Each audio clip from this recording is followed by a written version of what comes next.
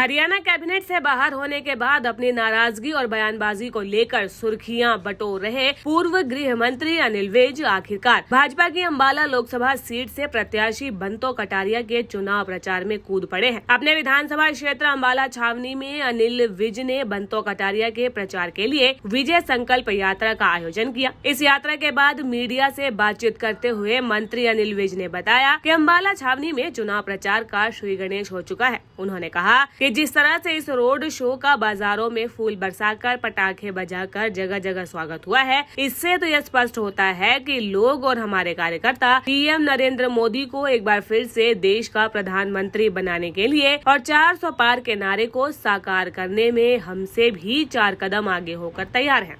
हमने अंबाला लोकसभा के चुनाव की जो प्रत्याशी हैं, हमारे भूतपूर्व स्वर्गीय सांसद जो मंत्री भी रहे और मेरे साथ तो वो कई बार एमएलए भी रहे, रतनलाल कटारिया जी की धर्मपत्नी बंतो कटारिया जी के आज अंबाला छावनी के चुनाव अभियान की हमने श्री गणेश किया है।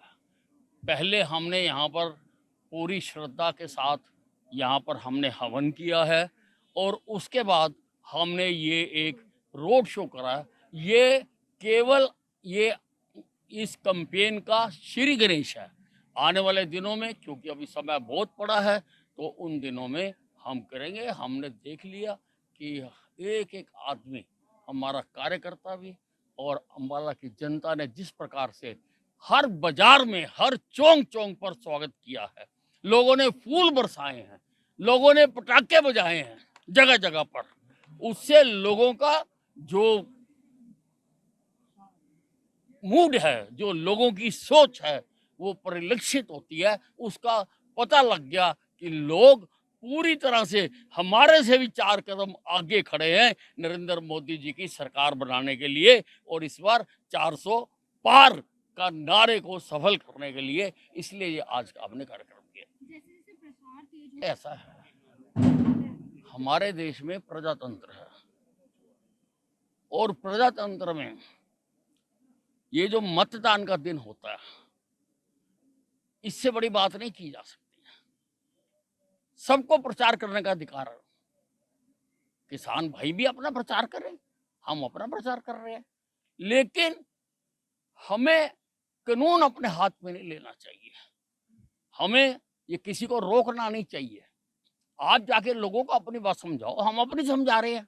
फैसला तो जनता ने करना ना, और जनता ने जो फैसला करना है वो समय बिल्कुल नजदीक है। इसलिए ये जो रोकने रुकने वाली बात है, ये प्रजातांत्रिक बात नहीं है।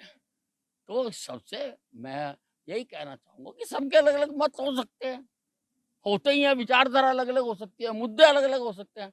तो आप जाओ ना, लोगों को समझाओ, कौन रोकता है? फैसला जनता ने करना है। हम अपनी बात कहेंगे, तुम अपनी बात कहो। अब जिस प्रकार से वो बोलते हैं, तो चुनाव आयोग ने तो सब कुछ सोच के किया होगा। इस प्रकार की बातें करना तो बहुत ही ये गलत है। और मैं तो सबको कहना चाहूँगा कि हमारी पार्टियां अलग अलग हो सकती हैं, हमारे मतांतर अलग अलग हो सकते हैं, लेकिन हम सब इस देश के वासी हैं। हमें ऐसा नहीं करना चाहिए कि कभी हम इकट्ठे बैठ ना सकें, हम बात ना कर सकें, एक दूसरे की शक्ल ना देख सकें। इसलिए चुनाव अभियान करें सारी पार्टियां, लेकिन मर्यादा में। हमारा महाभारत हुई, मर्यादा में हुई। मर्यादा पुरुषोत्तम राम ने रावण के खिलाफ युद्ध किया, मर्यादा में किया। युद्ध होते थे, मर्यादा में होते थे। ये भी युद्ध है, मर्यादा ना छोड़ी जाए, कोई मर्यादा से बाहर ना जाए। करो अभियान, बताओ लोगों को, जो भी आपने कहना कहो, जो हमने कहना हम कहेंगे। हमारे पास कहने के लिए बहुत कुछ है, क्योंकि हमने काम करके दिखाया है। और अब तो जनता के सामने सारी सरकारों का, पार्टियों का कुछ ना कुछ समय राज रहा है, तो अपने अपने राज का बताओ ना, क्या करा था। और जनता तुलनात्मक अध्ययन कर देगी और दुनिया वोट डाल देगी।